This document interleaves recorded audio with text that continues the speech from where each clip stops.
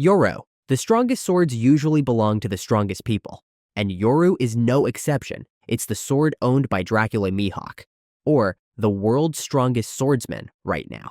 Yoru has a very unique design. It's a giant black blade shaped like a huge cross. It's so big that most people wouldn't even be able to lift it, but in Meehawk's hands, it moves like it's part of his body, smooth and light. What makes Yoru even more special is that it's a black blade, one of the rarest types of swords in One Piece. Only a few black blades exist, like Shusui, the sword Zoro used. Black blades are super durable, incredibly sharp, and nearly impossible to break. The secret to making a black blade hasn't been fully explained, but many fans believe it comes from long-term use of Haki, which slowly fills the sword with the user's spirit and power. When Meehawk fights with Yoru, it becomes a terrifying weapon with insane accuracy. He can swing it from far away with huge power, or fight close up with fast and graceful moves. Even when facing a lot of enemies, Meehawk always stays calm and focused. Not a single swing is wasted. Even though Yoru is massive and heavy, he controls it just perfectly.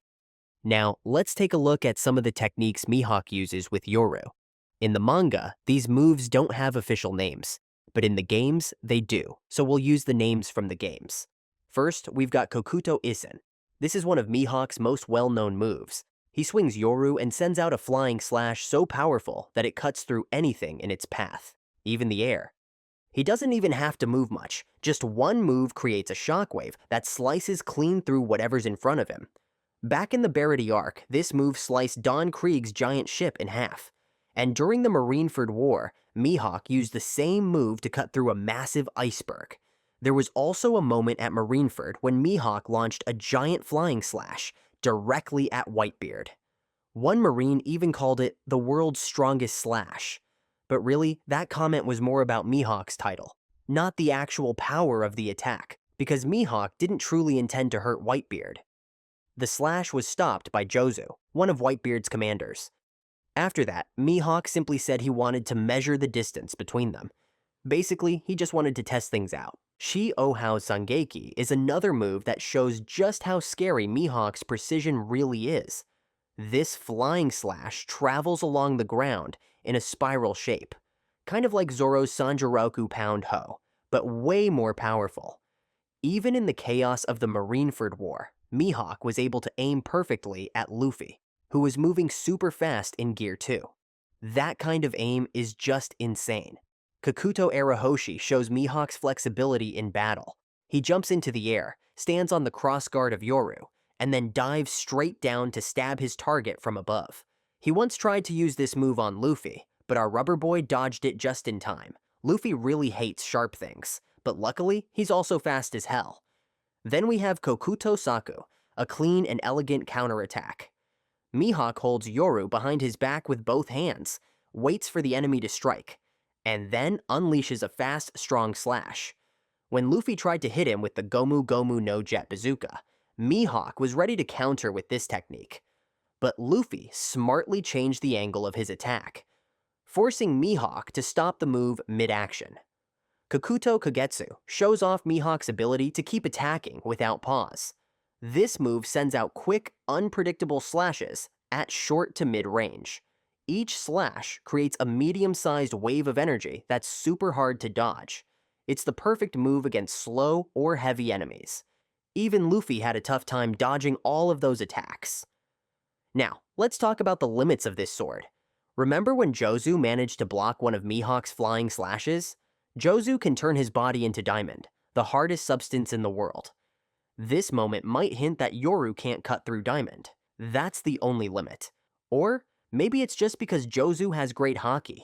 Or maybe Meehawk was holding back because he didn't want a serious fight with Whitebeard's crew. Either way, that was one of the very few times someone actually blocked an attack from Yoru. As you can see, Meehawk can use Yoru for both long-range and close combat attacks, with the precision of a surgeon's knife. What's crazy is that Meehawk hasn't eaten any devil fruit. He relies completely on his Haki and sword skills.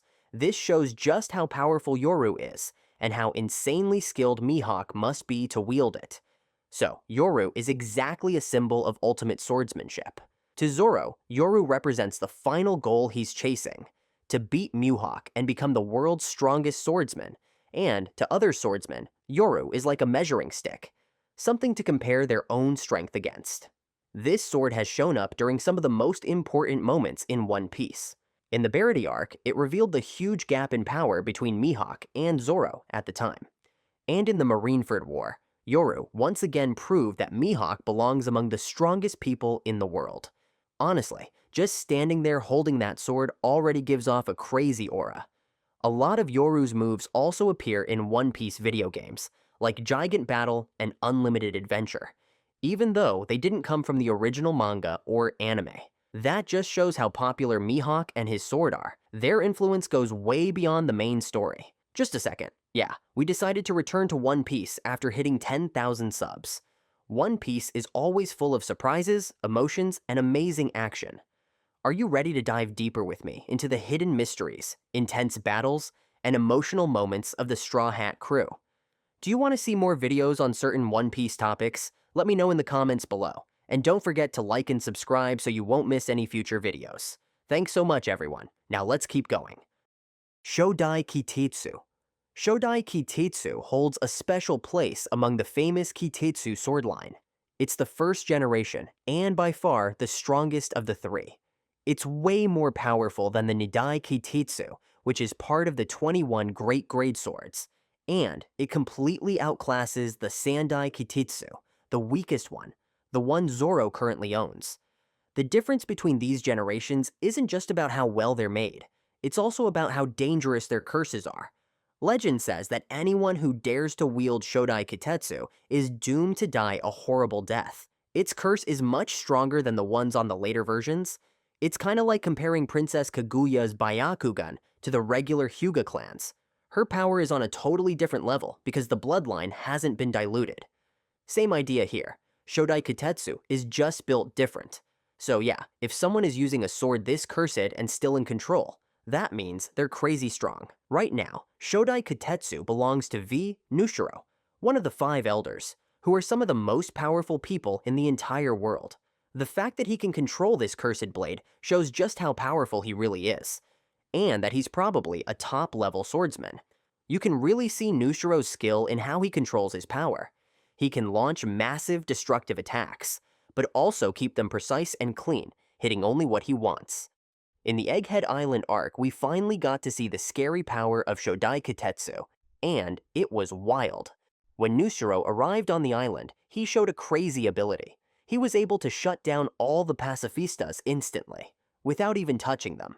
This freezing effect might come from some special form of Haki, or maybe it's a hidden power we haven't learned about yet.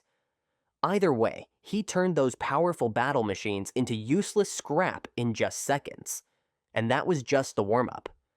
Later, Nushiro attacked the Elbaf giant's ship and sliced the huge front of it clean off, like cutting through paper. If the Straw Hats hadn't stepped in just in time, Bonnie might have been cut down by this deadly blade. This moment made it clear. Shoddai Kitetsu is filled with killing intent. Even crazier, Nushiro used this sword to cut Lava Phase in half, a major part of Egghead Island, with just one swing. Yep, one swing, one island, gone.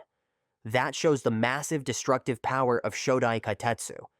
As for where the sword came from, it's still a mystery. It might have been forged by Kotetsu, the same blacksmith who made Nidai Kitetsu, or maybe by one of his ancestors. But so far, the manga hasn't revealed the full story.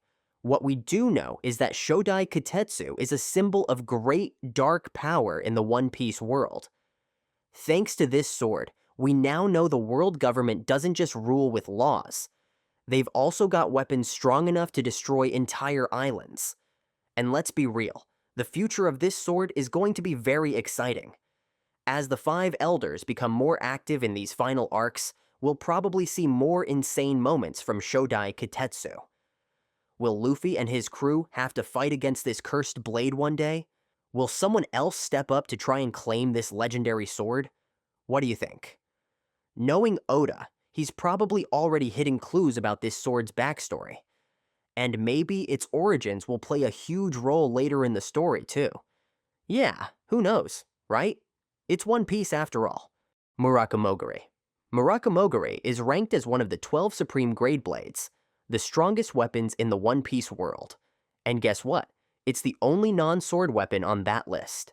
This epic naginata belonged to Whitebeard, the man known as the strongest in the world. Moraka Mogiri is a Tomo-style naginata, which means it has a huge curved blade attached to a long handle with detailed golden metalwork. It's giant in size, just like Whitebeard himself, who stood over 6.7 meters tall. Yeah, dude was literally built like a skyscraper. Whitebeard used this weapon for over 30 years. From his early days in the Rocks Pirates, all the way until he became one of the 4 emperors, this naginata never left his side. It was a part of who he was, and Whitebeard used Moraka Mogiri with amazing skill. Even though it's a giant weapon, he could swing it with one hand like it was nothing.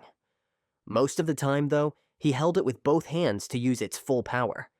Sometimes, he would stab the blade into the ground so he could free his hands and use his devil fruit powers. The Gura Gura no Mi. Of course, it's super durable. During the Marineford War, this weapon took a direct magma attack from Admiral Akainu without melting or breaking. You know, magma can get thousands of degrees Celsius and can melt almost anything, but the weapon wasn't damaged at all. Even when a giant vice admiral, John Giant, attacked with a powerful 2-handed sword slash, Moraka Mogiri didn't show any damage. After Whitebeard died, his crew placed the naginata at his grave on an island in the New World. It stayed there for 2 whole years, out in the open, through storms and weather. And it still looked perfect, showing how unbreakable it is. Moraka Mogiri was strongest when combined with Whitebeard's other powers. His devil fruit, the Gura Gura no Mi, is known as the strongest paramesha, and it let him create earthquakes. When he used that power with Moraka Mogiri, his attacks became even more deadly. His most powerful move with the naginata was called Naginata Resetsu. In this move, he covered the blade in a shockwave bubble. When he swung it, the air cracked, the ocean shook, and enemies far away still felt the impact. He also used Conqueror's Haki and Armament Haki through the weapon, allowing him to bypass Devil Fruit defenses. His already insane physical strength was made even crazier thanks to Moraka Mogiri. He could smash enemies and tear apart the battlefield with ease, even destroy islands. Moraka Mogiri clashed with other legendary weapons in One Piece. It faced Enma and Amy no Habakiri when Odin fought Whitebeard. It met Gol D. Rogers' sword, Ace, during their epic duels. And even Shanks' sword, Griffon, once crossed blades with Moraka Mogiri, creating shockwaves across the sea. After Whitebeard's death, Moraka Mogiri was placed next to his pirate flag and his iconic captain's coat. Now, it stands as a symbol of the legacy of the strongest man in the world. Yakuza Kasen. Yakuza Kasen is the trusted sword of Navy Admiral Fujitora, also known as Isho. This sword is hidden inside a cane. When not being used for battle, it just looks like a normal walking stick. Fujitora, who has been blind since he was young, uses it to help him walk. But when it's time to fight, he pulls out the blade hidden inside. It's a straight, sharp sword with no handguard, a classic design known as shikomizue. The sword was forged by Fugetsu Kisaburo, a master swordsmith from the famous Fugetsu family in Wano country. And of course, Wano is known as the home of the best sword makers in the world of One Piece. Yakuza Kasen is one of the 12 supreme grade swords, meaning it has top-tier strength and durability. In battles, it can clash with other legendary swords without taking any damage. We've seen this clearly when Fujitora fought Zoro, and Yakuza Kasen went head-to-head with Zoro's powerful blades and held its own. Fujitora uses Yakuza Kasen in a very special way. With his devil fruit power, the Zushi Zushi no Mi, the sword becomes a tool to control gravity. He doesn't have to cut with the blade directly. Instead, he uses the sword like a conductor's baton to guide and direct powerful gravity waves. One of his most famous moves is called Gravito. By sending his devil fruit power through the sword, Fujitora can create gravity waves in different directions. Just a simple swing of his sword can push the ground down hard enough to make it crack, or lift objects high into the air. The first time we saw this was when he fought the Don Quixote crew, showing just how scary his power is. Later, during a fight with Sabo, the move was officially named Gravito and became one of Fujitora's main attacks. Then there's Moko, which means fierce tiger. If Gravito is all about fine control of gravity, Moko is pure raw power. It sends out a big circular wave of gravity that pushes everything away with huge force. When Fujitora uses Moko, not just enemies, but buildings, trees, and everything around get smashed into rubble. The technique even has cool black lightning effects that look super intense. Because Fujitora is blind, he usually doesn't use the sword for direct fighting. Instead, he relies more on his devil fruit powers to control the battlefield from a distance. Ace is the sword that belonged to Gold D. Roger, the Pirate King. Roger used Ace as his main weapon throughout his pirate life. It's a cutlass, a short sword with a curved blade. And with it, Roger conquered the Grand Line and became a legend. This sword has never been damaged or cracked in any of its appearances. That's because it was made with the highest level sword-making skills, so it can handle any hit or fight without breaking.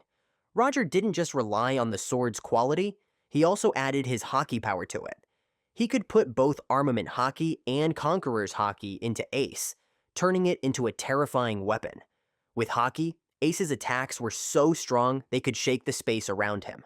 Roger's most famous move with Ace is called Kamusari, which means Divine Fang. When he uses this, he holds Ace in his right hand, fills the blade with his Conqueror's Haki, and swings it in one powerful slash. This attack creates energy like black lightning with massive destructive power. Roger first used Kamusari when fighting Kazuki Odin. Even though Odin blocked with two swords, he was still pushed back by the force. Later, Shanks, who was once part of Roger's crew, also learned and used Kamusari. Ace went with Roger through many important battles. In the Ed War, 27 years ago, Ace saw Roger's crew fight against Shiki's huge fleet. In the long battle between Roger's crew and Whitebeard's crew that lasted 4 days and nights, Ace even fought directly against Moraka Mogiri, Whitebeard's supreme grade sword. The last time Ace was seen was during Roger's search for the road poneglyphs. After the Pirate King died, no one knows where the sword is now. Maybe it's kept in a secret place, passed to someone else, or will appear again in a future chapter. As the weapon of the Pirate King, Ace stands for a glorious era. It's a symbol of absolute power and unbreakable will. Alright, that's it for today. Thanks for watching, and we'll see you next time.